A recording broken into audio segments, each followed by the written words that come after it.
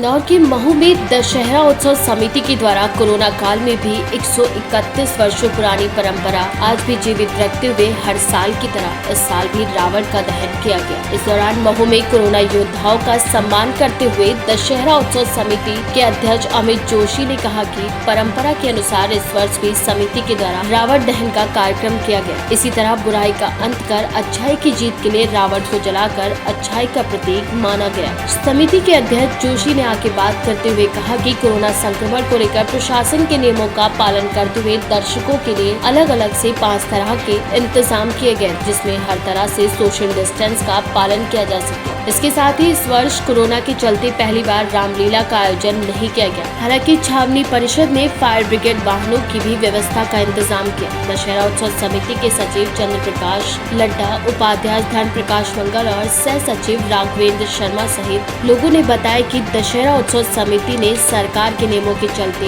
ये व्यवस्थाएं की। इस अवसर पर महू इलेक्ट्रॉनिक मीडिया के रिपोर्टरों को समिति की ओर से कोरोना योद्धा के सम्मान से सम्मानित किया गया। पारंपरिक अनुसार रखा गया है। 131 वर्ष हो गए हैं परंपरा को निभाते हुए दशहरे की। उसी के तहत इस बार भी दशहरे पे रावण दहन का कार्यक्रम किया जा रहा है। इस बार क्या विशेष रखा है? कुछ विशेष कोरोना महामारी को देखते हुए हमने काफ़ी स्तर पे सुविधा अनुसार कराया कि अनाउंसमेंट नहीं कराया कि कम लोग आएँ। टीवी स्क्रीन वालों से बात की है, जो 3 टीवियाँ लगेगी और वो दूर से ही रावण दहन देख ले, ग्राउंड तक ना आए। और आए तो 5 सेक्टर में हमने ग्राउंड बांटा है। सेक्टर वाइज आए तो उन्हीं उसमें रहे, भीड़ ना लगाए, एक दूसरे के करीब ना आए, ऐसी तैयारी की है। वास्तु के कारण कुछ लोग बोल रहे थे कि उसमें वास्तु दोष है, शहर में घुसते ही ईशान कोण पड़ता है, उसको देखते हुए हमने अलग रावण बनाया। व्यवस्था तो हर साल होती है। प्रशासनिक दशहरा उत्सव समिति बोलते हैं। दशहरा जरूर समिति बनाती है, बाकी सारी व्यवस्था प्रशासन करता है।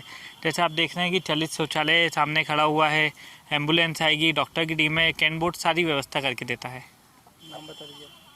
मेरा नाम अमित जोशी, दशहरा उत्सव समिति अध्यक्ष में हूँ। है अलग से बनाया हम इस साल रावण वास्तु के दोष के कारण उस पर कैसे काम करने के लिए कारीगरों ने मना कर दिया था कि हम नहीं करेंगे। इस कारण अलग से बनाया गया।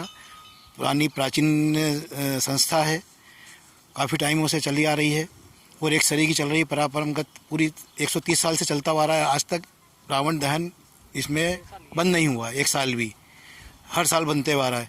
हमको आर्मी ने कभी तकलीफ दी तो हमने वो ग्राउंड चेंज करा, दूसरा लिया, फिर तीसरा लिया, फिर चौथा लिया। चौथा गुप्ता जी के तत्वाधान में ये परमानेंट हो गया। व्यवस्था के कारण इसका नाम क्या, जो व्यवस्था थी वो वैसे अलग से वो करने में आई है। जो पीछे का स्ट्रेचर है, जो उस पर रावण खड़ा होना था इसके सहारे, वो छोटा बनने में आ गया। इसका कारण कारीगरों ने कहा कि अभी हम पीछे इसको लगा देंगे, पाँव को नीचे फिट नहीं होंगे। 300 साल चल रहा है और प्रतिवर्ष अनुसार परमानेंट चल रहा है। अभी तक इसमें नागा नहीं हुई है। 130 ये 71 फीट का है और मेरा नाम धन कुमार मंगल है, उपाध्यक्ष हूँ समिति का। इंदौर के महू से केकेडी न्यूज संवाददाता संजय वर्मा की रिपोर्ट।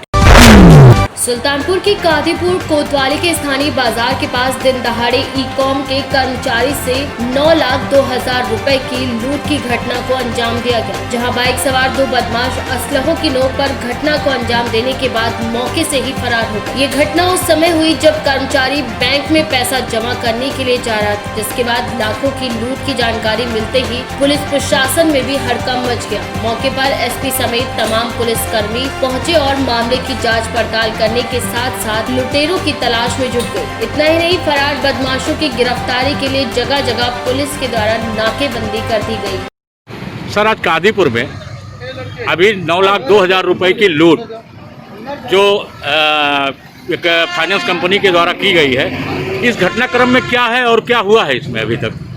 आपको बता दें कि 9 लाख की लूट की सूचना एक युवक के द्वारा दी गई है। घटना स्थल पे आए हैं। आपको बता दें, सुबह से ही पूरे जनपद के बॉर्डर सील हैं। आप खुद भी निकलेंगे तो आपको ये चीज़ कदम कदम पे दिख जाएगी। हर थाना क्षेत्र में 2 से 3 जगह पे चेकिंग कंटिन्यू हो रही है। हर बाइक की चेकिंग हो रही है। बॉर्डर भी हमारे सील है, तो पूरी तरीके से बॉर्डरों को सील करके चेकिंग फ्रिस्किंग हो रही है। उसके बाद भी एक युवक के द्वारा सूचना दी गई है कि वो एक कंपनी से 9 लाख रुपये लेके चला और उसके बाद में लगभग 500-700 मीटर जाने के बाद में 2 युवक आए और आकर उसका बैग छीन लिया और वो गिर गया, और गिरने के उपरांत उसको बैग निकाला, बैग निकाल कर वो लोग चले गए। हम अभी घटनास्थल पे पहुंचे हैं। ना तो युवक को कोई चोट लगी, जबकि वो बता रहा है कि रोड पे वो गिरा था, ना तो युवक को कोई चोट लगी है, ना ही उसकी शर्ट गंदी हुई है, ना ही उसकी बाइक में स्क्रैच आए हैं। और इवन देन आसपास के सामने वाले जो दुकानदार हैं वो भी हमें ये बात कह रहे हैं कि साहब यहाँ पर ना तो कोई इस तरह का एक्सीडेंट हुआ है, ना कोई रोड पे गिरा है। फिर भी पुलिस घटना की सत्यता की जांच करने के लिए पूरा प्रयास कर रही है। वाली से हम लोग बातचीत कर रहे हैं। सुल्तानपुर से केकेडी न्यूज संवाददाता आशुतोष श्रीवास्तव की रिपोर्ट।